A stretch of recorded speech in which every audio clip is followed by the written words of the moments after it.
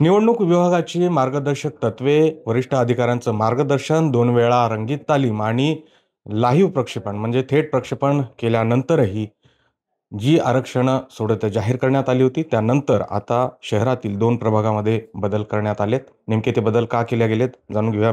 माझ्यासोबत श्री सचिन पवार आहेत, निवडणूक विभागाचे प्रमुख. सर नेमकं काय झालंय आणि याला काय आधार आहे? यामध्ये 11 नोव्हेंबर 2025 रोजी मान्य राज्य निवडणूक आयोगाकडील आदेशान्वये आपण ही आरक्षण सोडत काढली होती.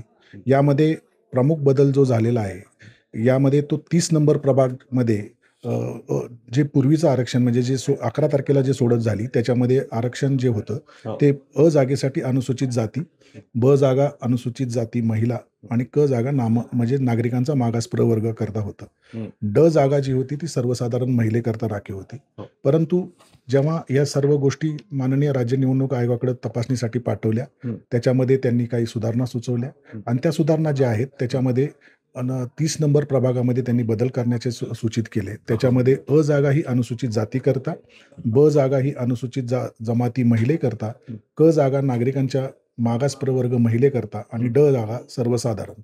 यामध्ये प्रामुख्याने नियम 6(3)ब नुसार क जागा जी नामप्र ऐवजी नामप्र महिलेला थेट पद्धतीने देण्याची तरतूद त्या कायद्यात म्हणजे नोटिफिकेशनमध्ये असल्यामुळे तो बदल झालेला आहे, असं माननीय राज्य निवडणूक आयोगाने कळवलेलं आहे. पण कलम 6(3)ब ज्याचा उल्लेख तुम्ही करता आहात, जे नियम आत्ता तुम्ही सांगितला, त्या सवलतीच्या दरम्यान कोणत्याही अधिकाऱ्याच्या लक्षात आलं नाही? अ, त्याच्यामध्ये ते ज्यावेळेस पाठवलं आयोगाकडे, तर आयोगाने दुरुस्ती करून पाठवलं ना त्याच्यामध्ये, त्यामुळेच तर पण पाठवलं मग ना. तुम्ही मान्य करताय, की आपल्या अधिकाऱ्यांकडनं चूक झाली, त्या नियम पाळल्या गेली नाही. नाही त्याच्यामध्ये मान्य राज्य निवडणूक आयोगाने त्याची दुरुस्ती करून पाठवलेली आहे आणि त्याच्याप्रमाणेच आपण पब्लिश केलेलं आहे आता. कारण राज्य निवडणूक आयोगाकडे ज्यावेळेस अंतिम आपण पाठवलं, हो. त्यावेळेस त्यांनी त्याच्यामध्ये करेक्शन्स करूनच आपण ते दुरुस्तीसह आपण प्रसिद्ध केलेलं आहे. बरोबर आहे. परंतु आता जर ह्या बदलामुळे जी 4ही जागा आहेत किंवा 19 प्रभागामधल्या जागा आहेत, त्याच्यावर परिणाम झालेला आहे. नागरिकांचा, इच्छुकांचा रोष वाढतो आहे. तर त्यासाठी माननीय राज्य निवडणूक आयोगाने त्याला हरकती सूचना घेण्यासाठीची मुदत दिलेली आहे.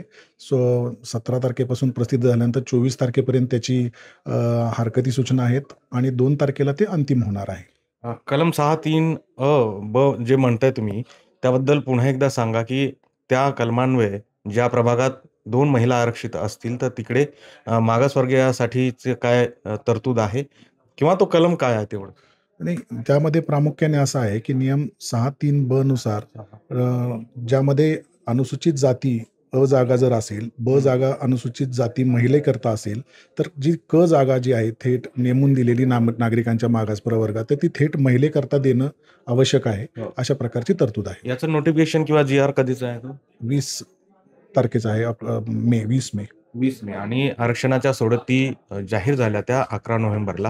म्हणजे बराच काळ होता या सगळ्या जी-आरचा अभ्यास करण्यासाठी निवडणूक विभागातील जे जबाबदार अधिकारी आहेत त्यांच्याकरिता. मात्र ही गोष्ट राहून गेली. निवडणूक आयोगाच्या लक्षात ही बाब आली आणि आता त्यांनी पुन्हा दुरुस्ती करून या पद्धतीनं आरक्षणात बदल केली. मात्र यामुळे मोठा गोंधळ उडालेला आहे आणि अर्थातच जे इच्छुक आहेत त्यांच्यामध्ये नाराजीचं वातावरण पसरलेलं आहे. अर्थात आता त्यांना हरकती घ्यायला मुभा आहे.